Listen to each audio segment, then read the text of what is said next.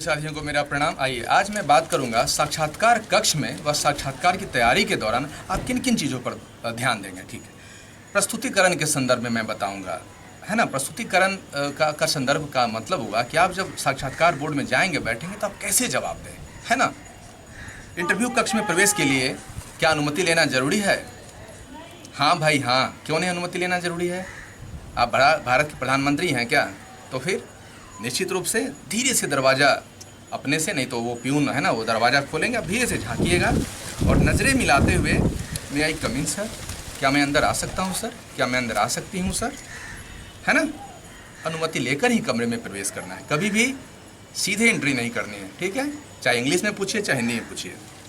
कई लोगों के साथ ये समस्या होती है कि ठीक है, इंटरव्यू में जब जाएंगे तो क्या बोलेंगे, good morning sir, good evening sir, good afternoon, नमस्ते, प्रणाम आदि में से क्या कहकर संबोधन करें। आप अपने दिल से पूछिए और जो लोग इंटरव्यू दिए उनसे पूछिए क्या बेहतर रहेगा। आप जिसमें ज़्यादा आरामदायक महसूस करें, जिसमें आप कंफर्टेबल रहें। जैसे आप इंग्लिश माध्यम के छात्र हैं तो इंग्लिश में ही आप ये करेंगे, नमस्ते अभिवादन करेंगे, या हिंदी माध्यम के छात्र हैं या अपनी संस्कृति को या जो बिहार की जो हमारी परंपरा रही है उसको सम्मान देना चाहते हैं तो प्रणाम, ये हाथ जोड़ के प्रणाम बहुत ही अच्छा, ये सादर सूचक शब्द है ना। ये सादर का बोध होता है, चूँकि आपसे बहुत हैं और बड़े हैं, बहुत सीनियर हैं, आपके पिता दादाजी के उम्र के हैं लोग, तो प्रणाम कीजिए, है ना। इसकी एक बहुत अच्छा ही एक प्रभाव होगा, ठीक है।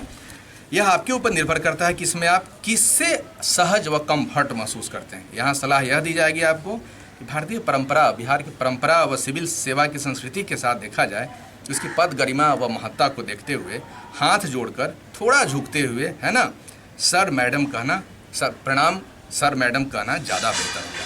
हालांकि गुड मॉर्निंग कहना भी उचित है, अच्छी बात है। नमस्कार अभिवादन के जो भी तरीके हों सब अच्छे हैं। अब इसमें आरामदायक महसूस कर मुझसे पूछा जाए तो मैं दोनों हाथ जोड़कर प्रणाम सर, है ना। फाइल में लिए हुए था तो फाइल को मैं ऐसे यहाँ पर रखा, प्रणाम सर, बस एक बार प्रणाम सर, प्रणाम सर, प्रणाम सर, और बस ज़्यादा नहीं, प्रणाम सर, प्रणाम सर, प्रणाम सर, प्रणाम मैम, प्रणाम नहीं, बस चेयर हैं जो अध्यक्ष जी हैं, प्रणाम सर, प्रणाम सर, बस 1 से 2 बार बोलना और आई कांटेक्ट और अपने हाथ को तीनों तरफ घुमा देना है झुकते हुए। अब प्रश्न होता है कि क्या अनुमति लेकर ही कुर्सी पर बैठना चाहिए? नहीं बैठेंगे क्या? कहीं के कलेक्टर साहब हो रहे हैं क्या आप? हाँ, अनुमति लेंगे ना भाई, खड़े रहिए जब तक क्यों नहीं बोलेंगे तब तक। जब तक बैठने की अनुमति नहीं मिलेगी तब तक आप खड़े रहिए। जब बैठने के लिए बोला जाए तभी बैठना है आपको, खुद से बैठने का प्रयास नहीं करना है ना। और बैठने के लिए बोला जाएगा तो, है ना, लॉर्ड माउंटबेटन गवर्नर जनरल की तरह नहीं बैठिएगा, पूरा कुर्सी खींच के एकदम शालीनता से कुर्सी के सामने आइएगा और धीरे से कुर्सी को थोड़ा सा उठाते हुए, रगड़िएगा नहीं, तो घर में टेबल धक्का देते हैं ना, वादा छोड़ दीजिए, धीरे से कुर्सी को उठाते हुए पीछे कीजिएगा, आहिस्ता से बैठिएगा, है ना। एकदम रॉबिन हुड की तरह, अक्षय कुमार जी की तरह जंप नहीं कीजिएगा, ठीक है ना, आराम से, है ना, शांति के साथ बैठिएगा, है ना। और जो ये फिजिकल अपीयरेंस होगा, ये जो होगा बॉडी का जो पोस्चर बिल्कुल सीधा तनाव, रीढ़ कटी नहीं, बूढ़ा बाबा नहीं है ना, ऐसे झुके हुए हैं, ऐसे एकदम हिटलर की तरह, है ना, मध्य मार्ग, है ना, ऐसे जिसमें आप आरामदायक महसूस करें। अब पूछते हैं कई लोग कि सर आई कांटेक्ट क्या होना चाहिए, कैसे करें इसका। कई लोग आई कांटेक्ट कर नहीं पाते हैं, कई लोग दीवारों को देखते हैं, कई लोग जो प्रश्न पूछते हैं उनसे ही केवल आई कांटेक्ट कर पाते। होती ही समस्या है, मैं भी जब इंटरव्यू दिया था तो मुझसे भी ये गलतियाँ हुई थी। हालाँकि अध्यक्ष जी ने, चेयरमैन साहब ने बताया कि ठीक है औरों पर ध्यान दीजिए आप, तो मैं ये कहा था। और मुझसे तो बार बार पूछा गया था कि क्या आपको कोचिंग संस्थान वालों ने तैयारी किया है। 3 बार पूछा गया कि क्या आप किसी कोचिंग इंस्टीट्यूट से जुड़े हैं, किस कोचिंग ने आपको सिखाया है। हमने बोला कि यस सर, मैं जुड़ा हुआ हूँ और कोचिंग संस्थान में तैयारी की है और उन्होंने बताया है। कुछ कुछ प्रश्नों पर ऐसे बोलने के लिए बताया तो हंसे भी थोड़ा, हालांकि बहुत अच्छा रहा, मार्क्स भी अच्छे आए थे। अब आइए, अब मैं बताता हूँ। आई कांटेक्ट में एक नियम होता है 60-40 या 70-30। 60-40 का मतलब हुआ कि जिन्होंने आपसे प्रश्न पूछा, जो बोर्ड मेंबर्स ने या अध्यक्ष जी ने आपसे प्रश्न पूछा, उनके प्रति आपको 60% यानी 50% से ज़्यादा आपका आई कांटेक्ट होगा, उनके बारे में हो, उनसे होगा, ठीक है। 50% या 60% या 70% जो आपको अच्छा लगे, उचित लगे, कोई मानक नहीं है, कोई क्राइटेरिया नहीं है, कोई इसका एवरेज नहीं है। एक अच्छा मानक माना जाता है कि 50, 60, 70% आप ध्यान जो है सो अध्यक्ष जी या जिन्होंने आपसे प्रश्न पूछा है उनकी ओर दीजिए, और बाकी जो 50% हुआ या 30-40% हुआ वो अन्य मेंबर्स की ओर भी उत्तर देने के क्रम में ही, है ना, अपने चेहरे को और अपनी आंखों को ऐसे घुमा दीजिए, है ना। अपने चेहरे को केवल आंख ऐसे नहीं घुमाइएगा, बिल्ली नहीं है आप ऐसे कर रहे हैं, ठीक है। अपने ये चेहरे का पूरा बॉडी भी नहीं, ऐसे ऐसे नहीं करना है, बस ये गर्दन जो रहेगा इसका ये रहेगा। बस अध्यक्ष जी जो पूछें इन पर 50, 60, 70% ध्यान देना अपनी सुविधा अनुसार, और बाकी जो 30, 40, 50% है वो ऐसे करके दाएं ऐसे भी बोलने के क्रम में ही, और फिर ऐसे बाएं भी, और फिर अध्यक्ष जी के पास आके रुक जाना है। जो प्रश्न पूछेंगे उनके पास रुक जाना है, ठीक है। ये इस प्रश्न का आपको ध्यान देना है। आँख से आँख मिलाकर कैसे बात करें भाई, अब तक तो हमने बात किया नहीं है कि एजुकेशन में पढ़ते भी हैं, फिर भी हमारे यहाँ लड़की लड़कियों में बहुत सारा अंतर है, आँख मिलाकर बात नहीं कर पाते हैं। सीखिए ना बात करना। आँख तो आपकी दिल की भाषा है, आपके मन की भाषा है, हैं? पकड़े जाएंगे ना आँख से, आपके मन में क्या चल रहा, आप छली हैं, कितने बड़े आप झूठ बोलने वाले हैं। हालांकि ऐसी बात नहीं, जो साक्षात्कार में आए हैं तो निश्चित रूप से वो सत्यमेव जयते, सत्यनिष्ठा पर, ईश्वर पर, खुद पर भरोसा की तभी तो आप यहाँ आए हैं। झूठे तो आप हो सकते नहीं हैं, झूठे क्यों बनेंगे? किन लोगों ने सिखा दिया क्या झूठ बोलने के लिए? नहीं बोलना भाई, सत्य के साथ रहना, ठीक है। वो पकड़ लेंगे, आप उनसे उड़ नहीं पाएंगे, ठीक है। आँख से आकर मिलाकर ही बात करना है, लगातार मॉक इंटरव्यू दीजिए, है ना। इसकी लगातार प्रैक्टिस कीजिए, अपने घर में बैठिए, mummy papa father mother friends से आँख में आँख मिलाकर बात कीजिए ना। आँख से आँख नहीं मिलाएंगे तो यह आपकी मजबूरी, आपकी कमजोरी, आपके अंदर की जो कई सारी दबी हुई प्रवृत्तियां हैं उसको दिखाता है। तो हमेशा आँख से आँख मिलाकर बात करनी। आँखें आपके मन का झरोखा है, इसलिए लगातार आई कांटेक्ट बना कर रखना है।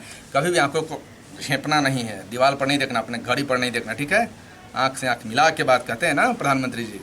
हमारे विदेश नीति ऐसी होनी चाहिए, ना आँख झुका के बात करेंगे, ना आँख उठा के बात करेंगे, आँख में आँख मिला के बात करेंगे। तो आपको भी साक्षात्कार बोर्ड में आप किसी से कम हैं क्या? आँख में आँख मिलाकर बात करना है, लेकिन एकदम चीते की तरह नहीं, प्यार से, प्रेम से, ठीक है ना। प्यार भरी आंखें होनी चाहिए, प्यार भरी नज़रें होनी चाहिए, वो भी तो एक प्यार है वहाँ, ठीक है। भाषा या माध्यम के संदर्भ में कई लोगों को प्रश्न, मुझे भी ये परेशानी होती थी निश्चित रूप से कि भैया मैं रहा हिंदी माध्यम का छात्र, और ज़्यादातर छात्र बीपीएससी देने वाले हिंदी माध्यम के होते हैं। अब वहाँ यदि इंग्लिश में प्रश्न पूछा जाएगा तो हम लोग तो फ्लुएंट इंग्लिश है नहीं, बहुत ज़्यादा अच्छी इंग्लिश आती नहीं है। हालांकि सब कोशिश कीजिए, मैं भी कोशिश कर रहा हूँ, आप लोग भी कोशिश कीजिए। और एक ग्लोबल वर्ल्ड है ना, ग्लोबल सिनेरियो में कोशिश कीजिए कि आप इंग्लिश में बिल्कुल फ्लुएंट हो जाएँ। सुप्रीम कोर्ट का गाइडलाइंस, भारत सरकार के कई सारे गाइडलाइंस इंग्लिश में ही होते हैं। अंग्रेजी तो आनी ही चाहिए, ग्लोबल लैंग्वेज तो सीखनी चाहिए। तो आइए आपके साथ मैं भी सीख रहा हूँ, आप भी सीखिए ना, कोशिश कीजिए ना।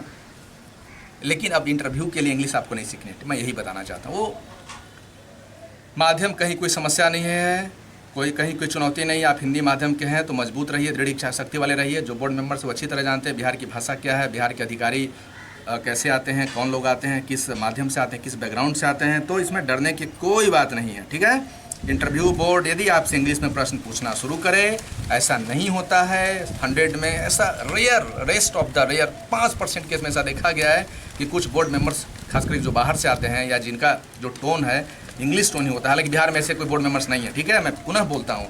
फिर भी यदि 2-4% ऐसा कभी कभी घटना जिक्र में आता है कि इंग्लिश में प्रश्न पूछते हैं, तो आप समझने का प्रयास कीजिए और आप जवाब हिंदी में दीजिए। आप जवाब इंग्लिश में नहीं देंगे, बनना नहीं है, दिखाना नहीं है, हिंदी में आप जवाब दीजिए। यदि आप समझ नहीं पाते, उनकी इंग्लिश कठिन है, तो सॉरी सर, मैं समझ नहीं पाया सर, ठीक है।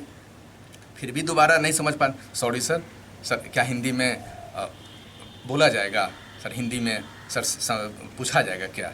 बस प्यार से, सर मैं समझ नहीं पा रही हूँ, सर मैं समझ नहीं पा रहा हूँ, हो गया, बस सच के साथ रहना है, ठीक है। कोई चिंता नहीं करनी इसके लिए। आपसे अंग्रेजी प्रश्न पूछा जाता है तो आप उसका जवाब हिंदी माध्यम में दें।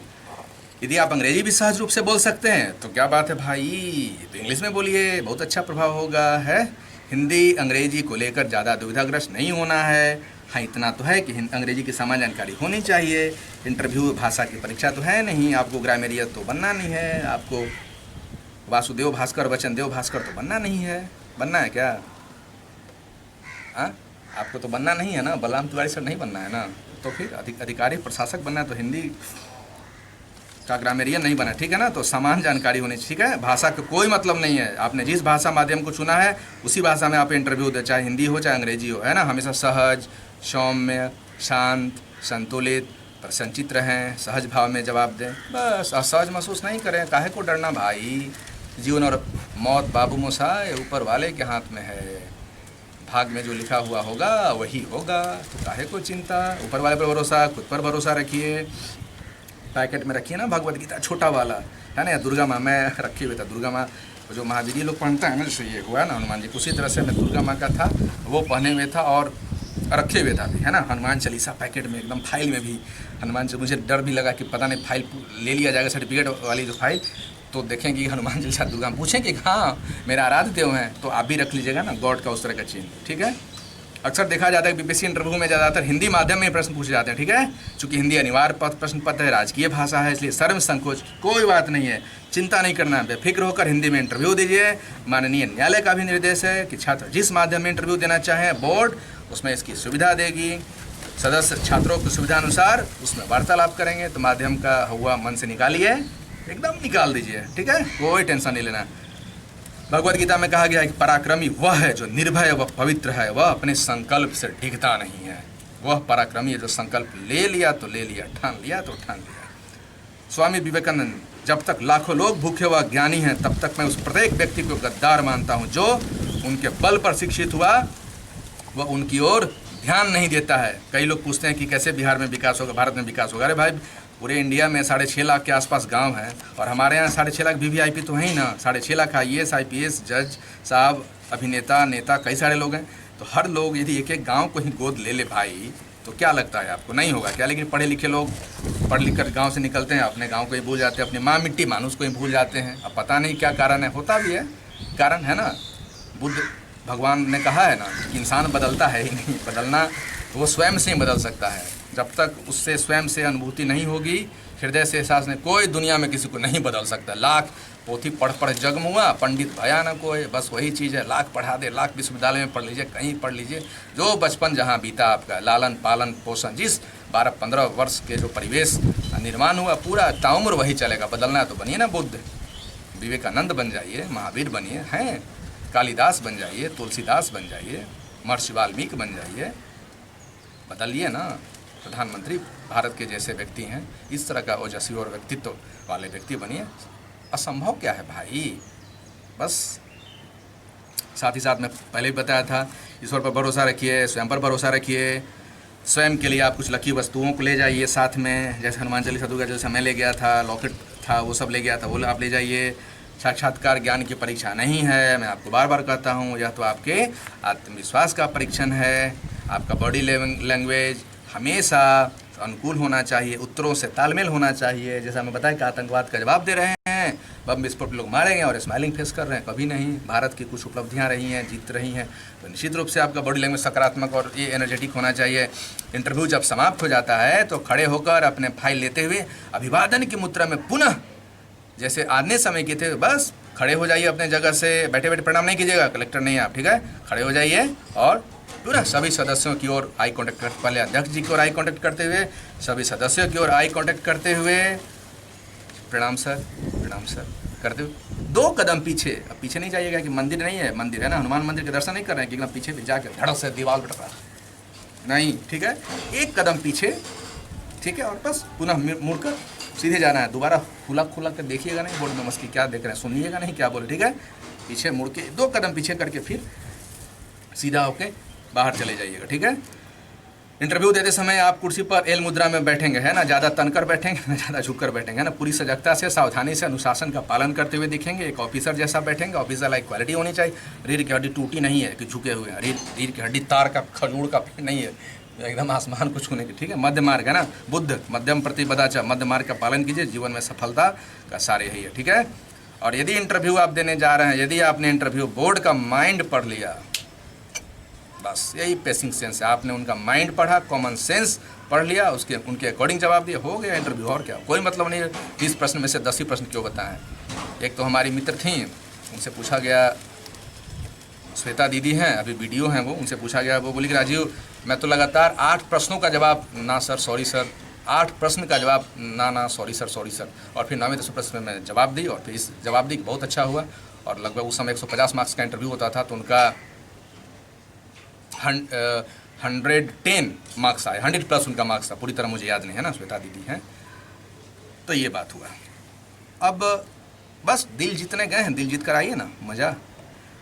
अब सोच लीजिए कि आपको तो सफल होना ही है, बस इंटरव्यू का समान वार्तालाप, और कुछ है, कुछ नहीं भाई। गलत जवाब नहीं देना, नहीं आने पर सॉरी बोलना, मैं तो समझाया ही हूँ। बाकी अपने दिल से पूछिए, अपने दिमाग से पूछिए, है कि नहीं है। तो मैं चलूँ? ईश्वर पर भरोसा, स्वयं पर भरोसा, ग्रुप डिस्कशन, खूब इंटरव्यू पढ़िए, यूट्यूब पर खूब सारा इंटरव्यू देखिए, अच्छे मानक संस्थान से जुड़ जाइए, है ना, अच्छी तैयारी कीजिए, ईश्वर पर भरोसा रखिए, यही आपकी सफलता है। बाकी मैं पुनः आऊँगा, मैं आपका भाई टीम महाबोधि आप सबकी सफलता के लिए हृदय से कामना करता है। नमस्ते।